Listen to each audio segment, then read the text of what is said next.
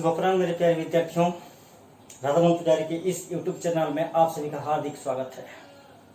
मेरे प्यारे विद्यार्थी, जब मैं आप लोगों को संज्ञा पढ़ाना आरंभ किया था उस वक्त मैंने संज्ञा की परिभाषा एवं संज्ञा के भेदों को समझाया था उदाहरण के माध्यम से, और उसके जो मैंने 5 भेद बताए थे उनमें से 3 भेदों के बारे में हम अभी तक पढ़ चुके हैं।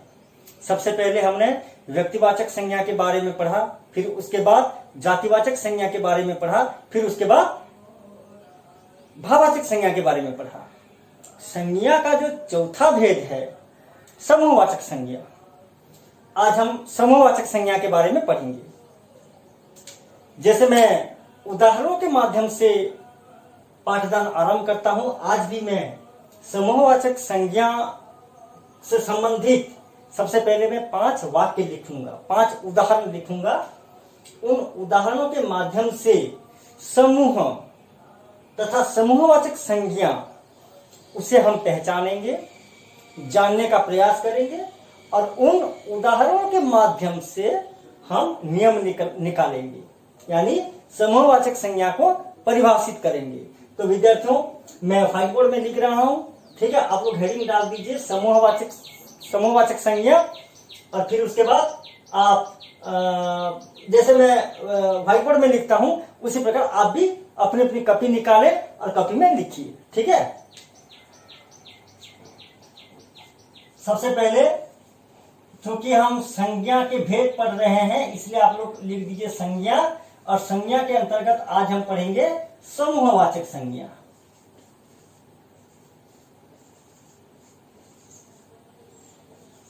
समूहवाचक संज्ञा, ठीक है। समूहवाचक संज्ञा, देखिए शीर्षक क्या है, आज के पाठ का शीर्षक क्या है, समूहवाचक संज्ञा। समूह का मतलब, जब मैंने संज्ञा पढ़ाना आरंभ किया था उस वक्त थोड़ी सी जानकारी मैंने दी थी। समूह किसे कहेंगे, ये समूह क्या है, अंग्रेजी में क्या कहते हैं समूह को, आप में से कोई बता सकता है?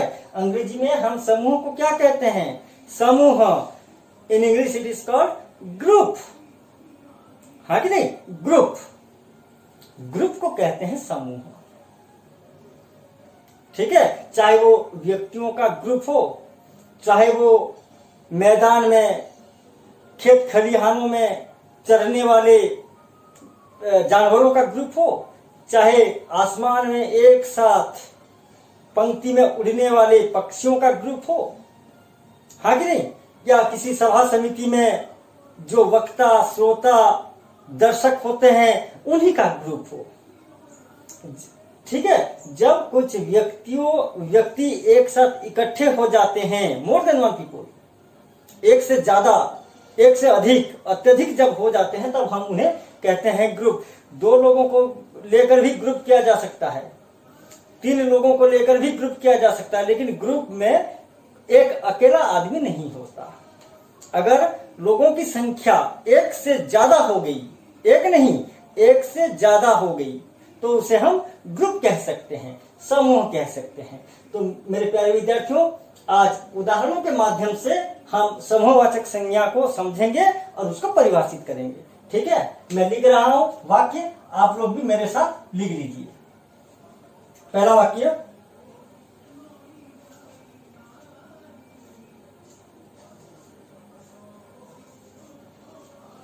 कक्षा चल रही है। इसका उदाहरण मैंने आरंभ में ही बता दिया था, कक्षा चल रही है, पहला वाक्य। दूसरा वाक्य,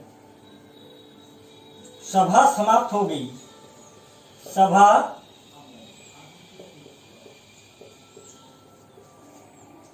समाप्त हो गई,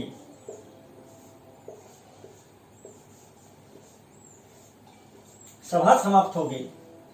तीसरा वाक्य,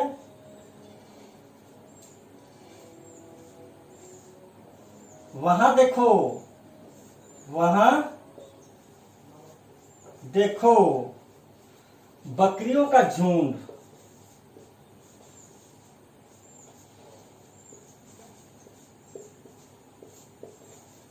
बकरियों का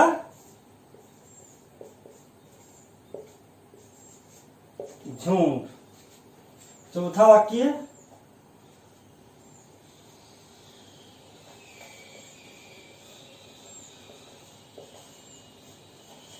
भारतीय क्रिकेट टीम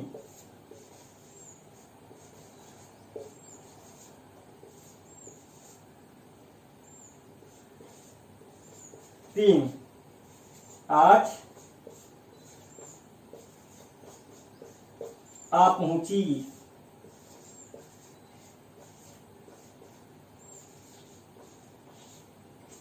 भारतीय क्रिकेट टीम आज आ पहुंची। 5 वाक्य, विद्यार्थियों की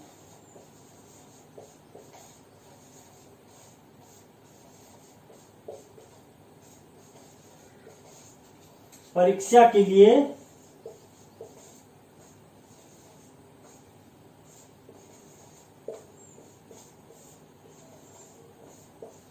अभी तक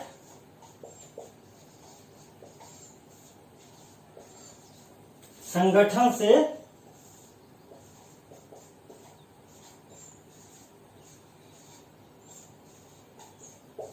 वाक्य थोड़ा लंबा है लेकिन आसान है। संगठन से कोई निर्देश नहीं आया। कोई निर्देश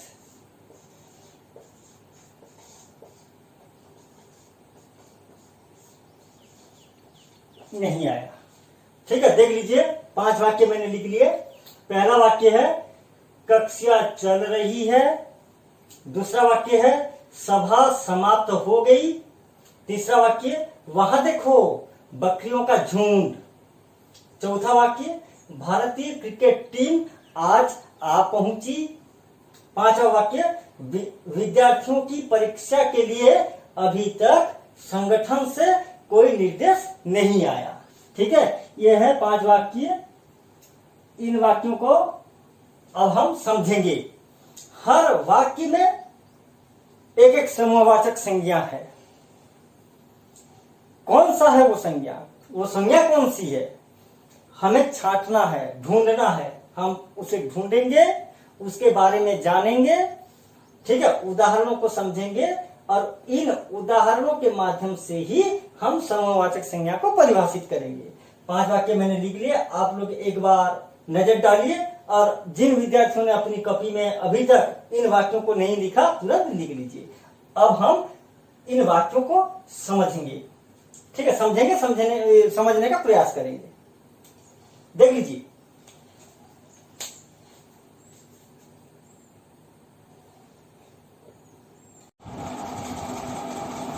तो लिख लिया आप लोगों ने 5 वाक्यों को अच्छे से लिख लिया। ठीक है, अब समझते हैं।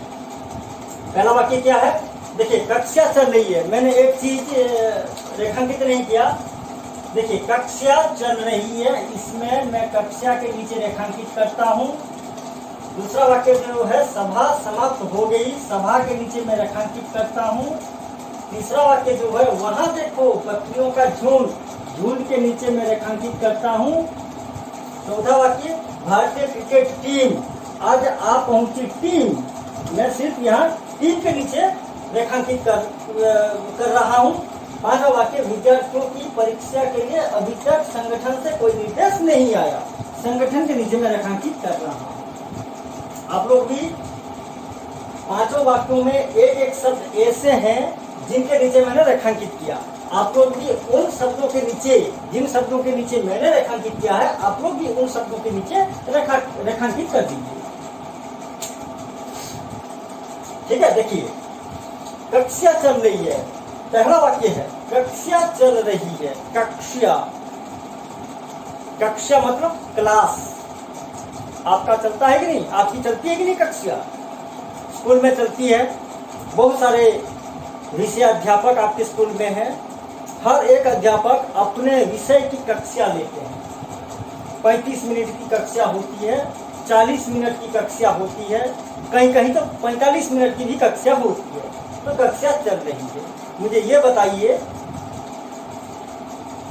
जब कक्षा चलती है किसी भी इंग्लिश मीडियम स्कूल क्यों ना हो, किसी भी उड़िया मीडियम स्कूल क्यों ना हो, कोई यूनिवर्सिटी क्यों ना हो, कोई कॉलेज क्यों ना हो, जब भी कॉलेज में, यूनिवर्सिटी में, फिर उसके बाद माध्यमिक स्कूलों में, प्राथमिक स्कूलों में जब कक्षा चलती है तो उस कक्षा में क्या एक विद्यार्थी होता है?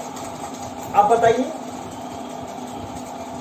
उन कक्षाओं में क्या एक ही विद्यार्थी होता है? ऐसा कहीं संभव हुआ है? नहीं। कक्षा में क्या होता है? एक अध्यापक होता है और क्या होता है? कई सारे विद्यार्थी होते हैं। जैसे उड़ीसा आदर्श विद्यालय में आपकी जो कक्षा है अनुभागों में बांट दिया गया है। एक कक्षा को 2 अनुभागों में बांट दिया गया है कि नहीं? Section A, section B. आप बताइए कि सेक्शन ए में 40 विद्यार्थी आप लोग नहीं पढ़ते? क्या सेक्शन बी में 40 विद्यार्थी नहीं पढ़ते? एक है? बिल्कुल नहीं। तो कक्षा का मतलब जहां एक अध्यापक हो और कई सारे विद्यार्थी हो। एक विद्यार्थी से कभी कक्षा नहीं होती, ठीक है? एक विद्यार्थी से कभी कक्षा नहीं होती। हाँ, एक चीज ये अपवाद हो सकता है, यूनिवर्सिटी में जो शोधार्थी पीएचडी करते हैं, ठीक है, यूनिवर्सिटी में, विश्वविद्यालयों में जो शोधार्थी पीएचडी करते हैं, वे लोग क्या करते हैं? उनका जो शोध कार्य घर में लिखते हैं। वे घर में लिखते हैं या अपने कमरे में लिखते हैं, जहां वे रहते हैं वहीं लिखते हैं, शोध कार्य करते हैं। और कभी कभार उन्होंने जो काम किया है, अपने विषय को लेकर, अपने शोध को लेकर जो कार्य किया है, उसी कार्य को दिखाने के लिए अपने उनके जो गाइड होते हैं, है कि नहीं, उनके जो निर्देशक होते हैं, उनके पास जाते हैं। और उस वक्त उनका जो गाइड वो किसी कक्षा में नहीं होते, उनके जो गाइड वो किसी कक्षा में नहीं होते, बल्कि उनके चैम्बर में होते हैं। गाइड अपने चैम्बर में बैठे हुए हैं। मैं एक शोधार्थी हूँ, पीएचडी का शोधार्थी हूँ। मैं अपनी थीसिस, जो कुछ भी मैंने लिखा, एक बार चेक कराने के लिए मैं उनके पास गया। मैं भी उनके सामने बैठ गया। वो बैठे हुए हैं, मैं उनके पास गया, उनके सामने मैं बैठा और उनको मैंने अपनी थीसिस दिखाई। और थीसिस देखते वक्त उन्होंने मेरा क्लास लिया, हाँ कि नहीं? कहीं किसी चीज को मैं समझ नहीं पाया, गलत लिख दिया था, उसी को उन्होंने मुझे उनके चैम्बर में ही समझाने लगे। वो अलग बात है, वो अलग बात है। कभी कभार आप लोग प्राइवेटली ट्यूशन पढ़ते हो घर में, हाँ कि नहीं? इंडिविजुअल ट्यूशन पढ़ते हो। आपके घर में 3 अध्यापक आते हैं पढ़ाने के लिए। सुबह एक अध्यापक आएगा, एक ट्यूटर आएगा आपके घर में, आपको मैथ और साइंस पढ़ाएगा। शाम को 2 अलग अलग अध्यापक आते हैं। एक अध्यापक आता है शाम को आपको इंग्लिश पढ़ाता है, एक अध्यापक आता है आपको एसएसटी पढ़ाता है, उड़िया पढ़ाता है, हिंदी, संस्कृत, आईसीटी पढ़ाता है, हाँ कि नहीं? और आप देखिए, आपके घर में वो जो ट्यूटर आता है सिर्फ आपको ही पढ़ाता है। यानी इसका ये मतलब नहीं कि वो कक्षा है, वो कक्षा नहीं है। आप इंडिविजुअल अगर आप ट्यूशन पढ़ेंगे, एक ट्यूशन मास्टर के पास अगर आप अकेले ट्यूशन करते हैं, उसे हम कक्षा नहीं कह सकते। या कोई शोधार्थी है अपनी शंकाओं को पूछने के लिए, कुछ नई जानकारी हासिल करने के लिए अपने गाइड के चैम्बर में जाता है, वहां बैठकर उनके साथ पाठ संबंधी, विषय संबंधी कोई आलोचना करता है, तो उसको हम कक्षा नहीं कहेंगे। कक्षा किसे कहेंगे?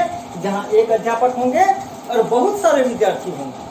बहुत सारे विद्यार्थी का मतलब वो विद्यार्थी 2 भी हो सकते हैं, 3 भी हो सकते हैं, 5 भी हो सकते हैं, 15, 20, 25, 50, 80 विद्यार्थी भी हो सकते हैं। लेकिन एक विद्यार्थी से कभी कक्षा नहीं होती, ठीक है? कक्षा चल रही है, यानी कक्षा जो है वो किसे लेकर कक्षा बनती है? एक अध्यापक और कई सारे विद्यार्थियों को लेकर कक्षा बनती है। यानी कक्षा हम किसे कहेंगे?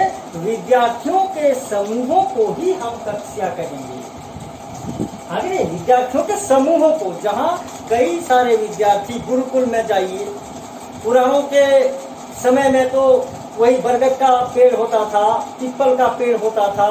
मुनि ऋषि लोग क्या करते थे? उस पेड़ के नीचे अपने शिष्यों को बैठाकर एक साथ शिक्षा देते थे। वो भी कक्षा है। कक्षा मतलब जहाँ कई सारे विद्यार्थी होते हैं, ठीक है, यानी विद्यार्थियों का एक समूह कक्षा कहलाती है। नंबर 2, देखिए सभा समाप्त हो गई। सभा, इसे इंग्लिश में कहते हैं मीटिंग। आपके स्कूलों में भी सभा होती है, हाँ कि नहीं? जब आप अपने विद्यालयों में शिशु दिवस मनाते हैं, हाँ कि नहीं, फिर उसके बाद गुरु दिवस मनाते हैं, गांधी जयंती मनाते हैं, आप स्वतंत्रता दिवस मनाते हैं, गणतंत्र दिवस मनाते हैं, और भी वृक्षारोपण का दिवस मनाते हैं, कौमी एकता दिवस मनाते हैं, हिंदी पखवाड़ा मनाते हैं, संस्कृत सप्ताह मनाते हैं, गणित दिवस मनाते हैं, बहुत सारे दिवस मनाते हैं हम स्कूलों में।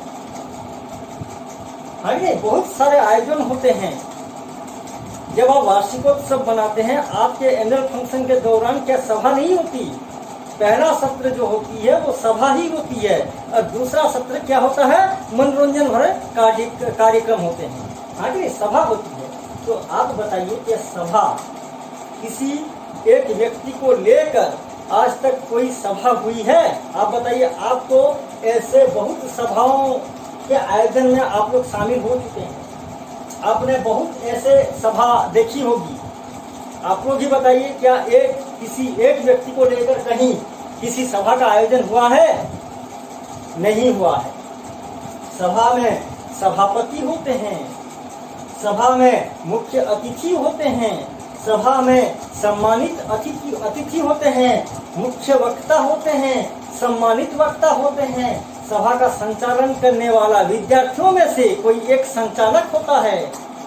जब हम सभा का आयोजन करते हैं तो क्या वहाँ वक्ता नहीं होंगे? विद्यार्थियों में से कुछ वक्ता ही होते हैं, और बाकी जो विद्यार्थी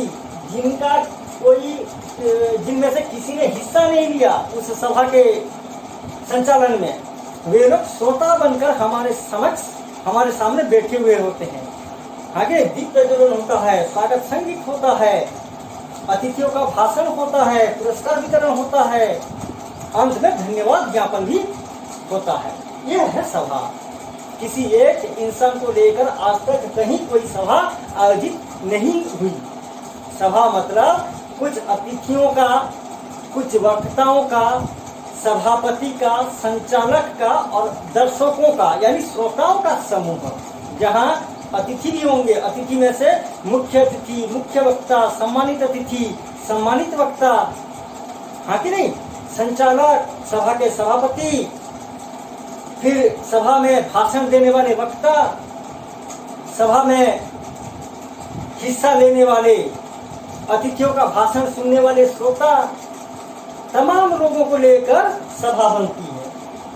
एक अकेले इंसान को लेकर सभा नहीं बनती। यानी सभा मतलब अतिथियों का, सभापतियों का, संचालकों का, वक्ताओं का, श्रोताओं का समूह। जब ये सब नहीं होंगे तब सभा नहीं हो पाएगी। तो सभा का मतलब इतने सारे लोगों का समूह, ठीक है। क्वेश्चन देखिए, वाक्य नंबर 3, वहां देखो बकरियों का झुंड।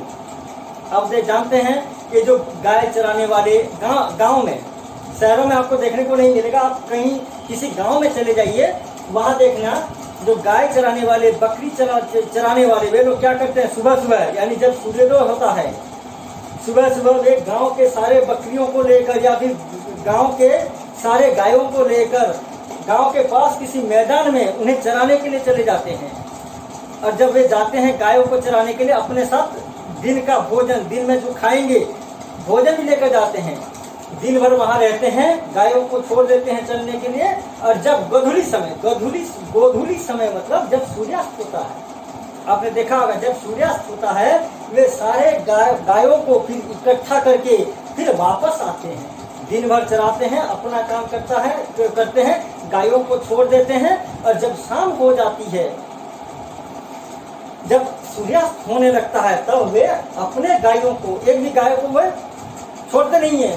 जितने गायों को वे लेकर गए हैं, सारे गायों को समेटकर फिर अपने गांव में वापस आते हैं। ठीक है, तो ऐसा बकरियों को तो लेकर नहीं जाते। अक्सर एक एक लोगों के पास 10, 12, 15 बकरियां होती हैं, हाँ कि नहीं। वे लोग भी अपनी बकरियों को लेकर चराने जाते हैं।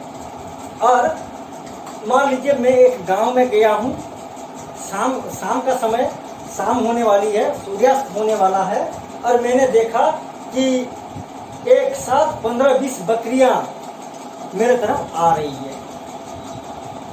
ठीक है, एक साथ 15-20 बकरियां, एक बकरी नहीं है उसमें, एक बकरी नहीं है, एक साथ 15-20 बकरियां हैं, यानी 15-20 बकरियों को लेकर उनका एक झुंड बन गया है।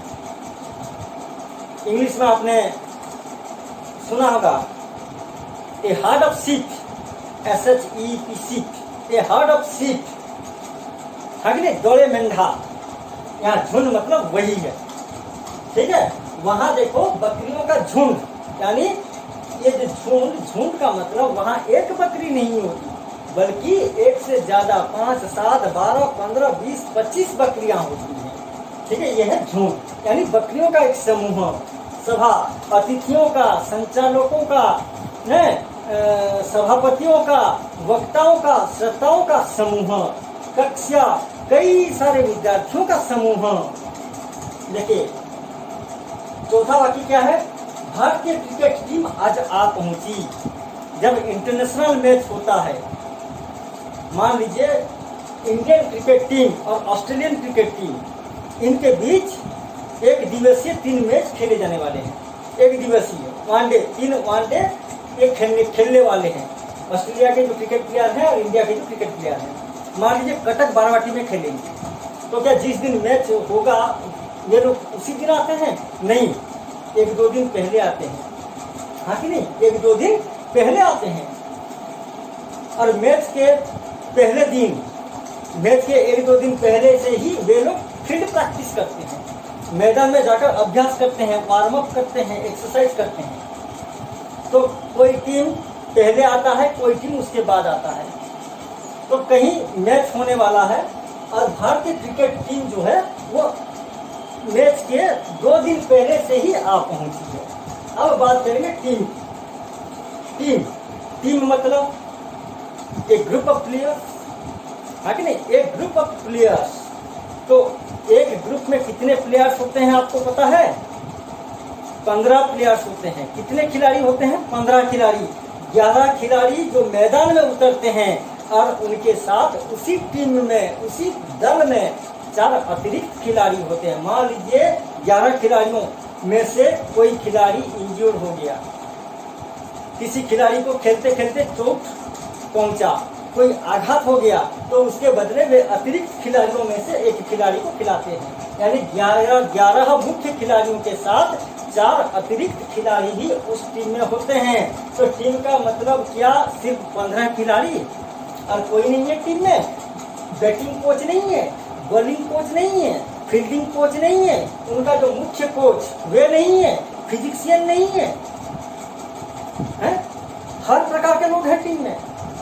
Bowling coach, batting coach, fielding coach, main coach, है कि नहीं, साथ ही साथ फिजिशियन,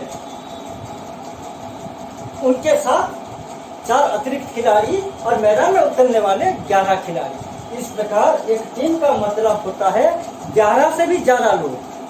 11 खिलाड़ी तो हैं, वो तो मैदान में उतरेंगे, वे तो खेलेंगे, उनके अतिरिक्त और जो सहायक सदस्य होते हैं, सहायक सदस्य उस दल के सहायक सदस्य होते हैं, कोच वगैरह चाहे जो भी हो, ऐसे करके और भी 8-10 लोग ज्यादा होते हैं। तो तमाम लोगों को लेकर टीम बनती है। सिर्फ विराट कोहली को लेकर या महेंद्र सिंह धोनी को लेकर टीम नहीं बनती। एक अकेले बॉलर को या एक अकेले बैट्समैन को लेकर टीम नहीं बनती। टीम बनती है 11 खिलाड़ियों को लेकर। टीम बनती है 11 खिलाड़ियों के साथ 4 अतिरिक्त खिलाड़ियों को लेकर। टीम बनती है 11 खिलाड़ी प्लस 4 खिलाड़ी, यानी 15 खिलाड़ियों के साथ साथ उनके टीम में जो सहायक सदस्य होते हैं, उन तमाम सदस्यों को लेकर टीम बनती है। समझ में आ गया? ओके। 5वां वाक्य यानी अंतिम वाक्य, ठीक है। यहां देखिए, विद्यार्थियों की परीक्षा के लिए अभी तक संगठन से कोई निर्देश नहीं है। संगठन का मतलब आपसे बेहतर कोई समझ नहीं सकता। संगठन, ठीक है, कोई भी हम जिसके अंदर काम कर रहे हैं, जिस डिपार्टमेंट के अंदर, जिस संगठन के अंदर हम रहकर काम कर रहे हैं, हम जिस संगठन के कर्मचारी हैं, क्या है उस संगठन का नाम? OAVS, ओडिशा आदर्श विद्यालय संगठन। आप बताइए, आपके मन में यह सवाल आ रहा होगा कि ये संगठन कैसे समूह बन गया? हाँ कि नहीं? संगठन कैसे समूह बन गया? कैसे बन गया? देखिए, संगठन चाहे वो कोई सभा हो, कोई समिति हो, कोई संगठन हो, किसी एक अकेले आदमी को लेकर समिति नहीं बनती, एक आदमी को लेकर सभा नहीं होती, एक आदमी को लेकर संगठन नहीं बनता। संगठन मतलब यहाँ हर प्रकार के लोग हैं, इस संगठन में शामिल हैं, इस संगठन के साथ जुड़े हुए हैं। आप भी तो जुड़े हुए हैं, हाँ कि नहीं? OAVS जो है, ओडिशा आदर्श विद्यालय संगठन, आप विद्यार्थी, क्या आप इस संगठन के सदस्य नहीं है? क्या आप इस संगठन के साथ प्रत्यक्ष रूप से जुड़े नहीं हुए हैं? आप भी हैं, मैं भी हूँ। कैसे? देखिए, हमारा जो संगठन है, उस संगठन में सबसे पहले हमारे शिक्षा सचिव कौन है? चित्रा उरुमुगम मैडम महोदय, हाँ कि नहीं? हमारे सचिव हैं। संगठन के एक सदस्य हमारे शिक्षा सचिव भी हैं। इस संगठन के एक सदस्य हमारे माननीय शिक्षा मंत्री, गण शिक्षा मंत्री समीर रंजन दास महोदय जी भी हैं, हाँ कि नहीं? इस संगठन के एक सदस्य हमारे जो प्रकल्प परियोजना प्रकल्प निर्देशक, state project director SPD sir भी हैं। इस संगठन के अंतर्गत हमारे डेप्यूटी डायरेक्टर सर भी आते हैं, एडिशनल डायरेक्टर सर भी आते हैं। तो जितने भी state project director, education minister, आपके जो शिक्षा सचिव हैं, या फिर आपके डेप्यूटी डायरेक्टर, असिस्टेंट डायरेक्टर, हाँ कि नहीं, ये सब इसी संगठन में शामिल हैं, इसी संगठन के साथ जुड़े हुए हैं। क्या सिर्फ अधिकारियों को लेकर संगठन बना है? ये भी एक सवाल है। भुवनेश्वर में जो अधिकारी हैं, जिनका नाम मैंने लिया है, सेक्रेटरी से लेकर, एजुकेशन मिनिस्टर से लेकर, SPD, स्टेट प्रोजेक्ट डायरेक्टर से लेकर, डेप्यूटी डायरेक्टर से लेकर, असिस्टेंट डायरेक्टर से लेकर, मैंने जिन जिन अधिकारियों के बारे में आपको बताया, क्या सिर्फ वे अधिकारी लोग ही इस संगठन में जुड़े हुए हैं? नहीं, इस संगठन के साथ हम भी जुड़े हुए हैं। वे प्रमुख सदस्य हैं, ठीक है, जिनका मैंने नाम लिया। ये जो बड़े बड़े अधिकारी हैं, ये अधिकारी जो हैं, ये संगठन के प्रमुख सदस्य हैं, हाँ कि नहीं? वे संगठन को चलाते हैं, हाँ कि नहीं? संगठन तो बनाया गया है, लेकिन उस संगठन को चलाने वाले वे अधिकारी हैं। और किनके माध्यम से चलाते हैं? हमारे माध्यम से, अध्यापकों के माध्यम से, प्राचार्यों के माध्यम से, विद्यार्थियों के माध्यम से। अगर हम अध्यापक, हमारे प्राचार्य और आप जैसे हमारे प्यारे विद्यार्थी अगर नहीं होंगे तो संगठन किसे लेकर चलेगा? आप बताइए। आदेश देने वाले वे हैं अधिकारी, निर्देश देने वाले अधिकारी लोग हैं, हाँ कि नहीं? हम उनके आदेशों को, हम उनके निर्देशों को कार्यकारी करते हैं। हम उनका हर एक इंस्ट्रक्शंस का हम अनुपालन करते हैं।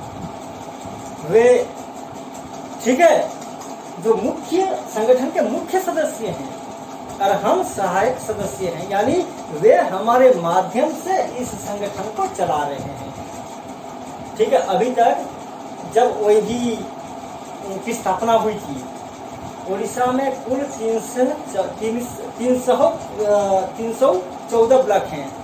अभी तक 214 ब्लॉक में, ठीक है, उड़ीसा आदर्श विद्यालय खुल चुके हैं और 100 ब्लॉक अभी भी बाकी हैं। आने वाले दिनों में उन 100 ब्लॉकों में भी OAV खुल जाएगा। तो ये पता लगाइए, अभी तक 200 पूरे उड़ीसा में 214 ब्लॉक में जो OAV हैं, समुदाय टोटल ओईवी में कितने सारे विद्यार्थी होंगे? लाखों संख्या में विद्यार्थी होंगे। कितने अध्यापक होंगे? हजारों अध्यापक होंगे। कितने प्राचार्य होंगे? गिने चुने 25, 30, 35 प्राचार्य होंगे, प्रिंसिपल। हाँ कि नहीं? यानी लाखों संख्या में विद्यार्थी, हजारों संख्या में अध्यापक, गिने चुने 30, 35, 40 प्राचार्य, सब लोग इस संगठन में जुड़े हुए हैं। इस संगठन में और कौन कौन जुड़े हुए हैं? हमारे जो पियोन हैं, हाँ कि नहीं, फोर्थ ग्रेड एम्प्लॉय, जो ऑफिस पियोन है, जो साइंस अटेंडेंट हैं, जो नाइट वॉचमैन, इनके साथ साथ जो हमारे लिपिक हैं, क्लर्क, अकाउंटेंट कम क्लर्क, ये सब वे सब हमको टीचिंग स्टाफ में आते हैं। अध्यापक जो है वो टीचिंग स्टाफ में आते हैं, और ये पियन, क्लर्क, ये सब नॉन टीचिंग स्टाफ में आते हैं। तो ये नॉन टीचिंग स्टाफ वाले भी इसी संगठन के सदस्य हैं। यानी आप अनुमान लगाइए कि ये संगठन कितना बड़ा होगा। क्या कभी आपने कल्पना की है किसी एक व्यक्ति को लेकर इतना बड़ा संगठन बन सकता है? कभी नहीं। ठीक है, ये है संगठन जहां हजारों व्यक्ति शामिल हैं। उनमें से कोई अधिकारी है, कोई मंत्री है, कोई सचिव है, कोई निर्देशक हैं, हाँ कि नहीं? फिर उसके बाद कोई प्राचार्य हैं, कोई पियन भी हैं, कोई नाइट वॉचमैन है, कोई लिपिक का काम करता है, कोई साइंस अटेंडेंट है, कोई अध्यापक हैं, और तो कोई फिर विद्यार्थी भी हैं। तो इन तमाम लोगों को लेकर संगठन बना है। यानी कर्मचारियों, आप तो कर्मचारी नहीं है, लेकिन ये जो अधिकारी हैं ये भी कर्मचारी हैं। हम अध्यापक भी कर्मचारी हैं, प्राचार्य भी कर्मचारी हैं, जो नॉन टीचिंग स्टाफ हैं ये भी कर्मचारी हैं। तो इन कर्मचारियों को लेकर संगठन बना है। साथ ही साथ विद्यार्थी भी इस संगठन के साथ ओतप्रोत जड़ित हैं। संगठन से हम विद्यार्थियों को बात नहीं दे सकते। ठीक है, तो ये है संगठन। तो देखिए, कक्षा मतलब विद्यार्थियों का एक समूह, सभा मतलब मुख्य अतिथि, सम्मानित अतिथि, मुख्य वक्ता, सम्मानित वक्ता, संचालक, सभापति, वक्ता एवं श्रोताओं का समूह। झुंड, बकरियों का झुंड, एक बकरी नहीं बल्कि 15-20 बकरियों का समूह। क्रिकेट टीम, जब जैसे मैंने कहा, टीम 11 मुख्य खिलाड़ी, 4 अतिरिक्त खिलाड़ी, bowling coach, batting coach, fielding coach, man coach, physician, तमाम सदस्यों को लेकर टीम, यानी इन तमाम सदस्यों का समूह एक टीम। संगठन, ठीक है, संगठन में सचिव, मंत्री, आपके जो निर्देशक हैं, deputy director, state project director, principles हैं, टीचर्स हैं, नॉन टीचिंग स्टाफ हैं और विद्यार्थी हैं। तमाम लोगों को लेकर संगठन, तमाम लोगों का जो समूह है वो समूह संगठन है। तो ये सब एक एक समूह, कक्षा भी एक समूह, सभा भी एक समूह, झुंड भी एक समूह, टीम ये भी एक समूह, और संगठन ये भी एक समूह। तो देख लीजिए एक बार, 5 वाक्यों को मैंने विश्लेषित किया, मैंने समझाने का, अपने हिसाब से मैंने समझाने का प्रयास किया। आप लोग एक बार देख लीजिए। अगर अभी तक भी किसी विद्यार्थी ने नहीं लिखा है अपनी कॉपी में तो तुरंत लिख लीजिए। अब इन उदाहरणों के माध्यम से हम इस समूहवाचक संज्ञा को परिभाषित करेंगे। ठीक है, देख लीजिए।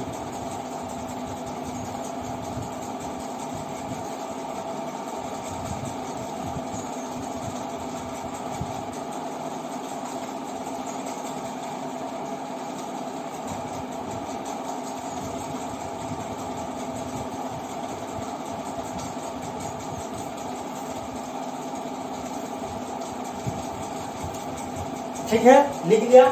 ओके, अब मिटा देते हैं।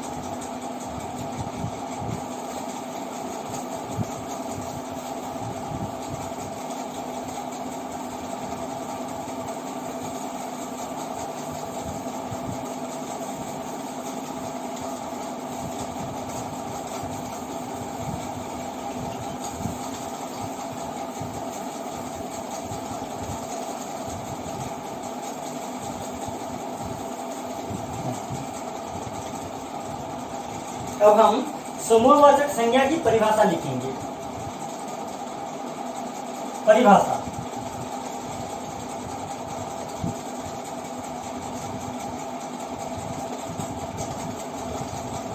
परिभाषा, ठीक है। अच्छा, मैंने तो 5 उदाहरणों के माध्यम से समूहवाचक संज्ञा की जानकारी दे दी। 5 उदाहरणों के माध्यम से मैंने समूहवाचक संज्ञा को समझाने का प्रयास किया। अब समूहवाचक संज्ञा की परिभाषा क्या होगी, आप लोग सोचिए। कैसे हम परिभाषित करेंगे? हमने व्यक्तिवाचक संज्ञा को कैसे परिभाषित किया था, जातिवाचक और भाववाचक संज्ञा को कैसे परिभाषित किया था, बिल्कुल उसी प्रकार हम समूहवाचक संज्ञा को भी परिभाषित करेंगे। क्या होगी इसकी परिभाषा? लिख लीजिए। जिस संज्ञा शब्द से, एकदम आसान है, जिस संज्ञा शब्द से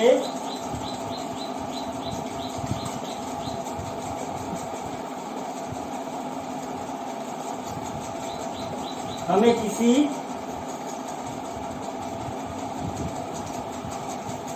समूह आदि का बोध होता है, हमें किसी समूह आदि का बोध होता है।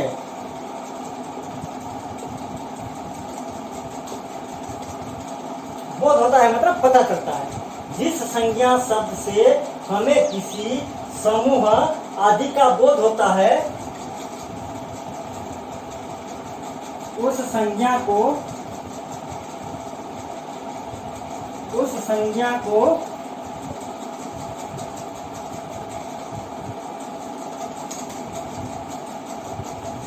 व्याकरणिक भाषा में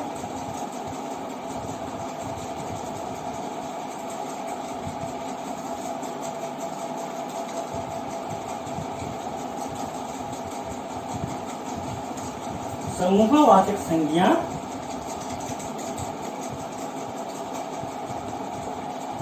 कहते हैं।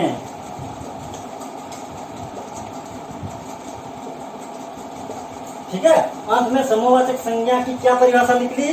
परिभाषा है, जिस संज्ञा शब्द से हमें किसी समूह आदि का बोध होता है, किसी समूह के बारे में पता चलता है, उस संज्ञा को व्याकरणिक भाषा में यानी व्याकरण की भाषा में समूहवाचक संज्ञा कहते हैं। तो ये था आज का विषय, समूहवाचक संज्ञा। ठीक है। इसका यानी संज्ञा का और एक भेद बाकी रह गया, वह है वस्तुवाचक संज्ञा। अगले वीडियो में, अगली कक्षा में हम वस्तुवाचक संज्ञा के बारे में आलोचना करेंगे। तो मेरे प्यारे विद्यार्थियों, आप आज समूहवाचक संज्ञा के बारे में जान गए। आपको पूरी की पूरी जानकारी समूहवाचक संज्ञा के बारे में मिली। साथ ही साथ मैंने 5 उदाहरणों के माध्यम से समूहवाचक संज्ञा को समझाने का प्रयास किया और उन उदाहरणों के माध्यम से हमने समूहवाचक संज्ञा को परिभाषित किया। ठीक है। ये था आज का विषय, समूहवाचक संज्ञा। अगले वीडियो में हम या अगली कक्षा में हम वस्तुवाचक संज्ञा के बारे में पढ़ेंगे। तो मेरे प्यारे विद्यार्थियों, मेरे प्यारे अध्यापकों, अध्यापिकाओं और मेरे प्यारे अभिभावक, अभिभाविका, जो भी आप लोग मेरे वीडियो देख रहे हैं, अगर मेरा ये पाठदान आपको अच्छा लगा, आप अगर मेरे इस प्रकार के पाठदान से सहमत हैं, आपको अगर मेरा वीडियो अच्छा लगता है, तो आप कृपया मेरे इन वीडियो को सब्सक्राइब करें, लाइक करें, शेयर करें और वीडियो के नीचे जो डिस्क्रिप्शन है, डिस्क्रिप्शन में मैंने अपना व्हाट्सएप नंबर दे दिया है। डिस्क्रिप्शन में व्हाट्सएप नंबर है मेरा, आप उसी व्हाट्सएप नंबर पर कमेंट भी कर सकते हैं। ठीक है। अगर इस वीडियो को या फिर पाठदान में अगर आप कोई बदलाव चाहते हैं तो आप सुझाव भी दे सकते हैं। मैं हमेशा आपके महत्वपूर्ण सुझाव की प्रतीक्षा करूँगा। ठीक है। मैं इसलिए सब्सक्राइब करने के लिए आप लोगों को बोल रहा हूं, ताकि मैं जो अगला वीडियो बनाऊंगा वो वीडियो आसानी से आपके पास पहुंच सके। और इसलिए शेयर करने के लिए बोल रहा हूं क्योंकि ये जो सीबीएसई पाठ्यक्रम है, लगभग विद्यार्थी इतने गरीब हैं कि वे लोग ट्यूशन नहीं ले पाते। अगर आप लोग शेयर करते हैं, इस वीडियो को उन तक पहुंचाने का प्रयास करते हैं, तो शायद आपके माध्यम से उन तक ये वीडियो पहुंच पाए और वे इन वीडियो के माध्यम से व्याकरण के इस पाठ को या फिर साहित्य के अंतर्गत में भी जो भी पाठ में पढ़ा रहा हूँ उसी पाठ को वे समझने में सक्षम हो। बस यही आशा है आप लोगों से। इसी उम्मीद के साथ मैं इस वीडियो को यहाँ समाप्त करता हूँ। आपसे फिर मुलाकात होगी मेरे अगले वीडियो पर। धन्यवाद।